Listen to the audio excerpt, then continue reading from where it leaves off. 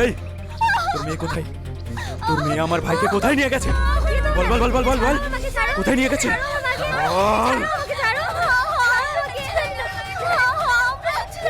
ছটফট করবে সুন্দরী। যদি নিজের ভালো চাস তাহলে বলে দে, তোদের কপালে অনেক কষ্ট আছে।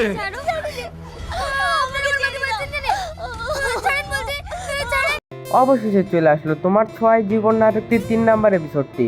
তোমার ছোঁয়ায় জীবন নাটকটির 3 নাম্বার এপিসোডে কি কি করতে যাচ্ছে তা জানতে পারবেন আজকের এই ভিডিওতে, তাই পুরো ভিডিওটি স্কিপ না করে সম্পূর্ণ দেখার অনুরোধ রইল।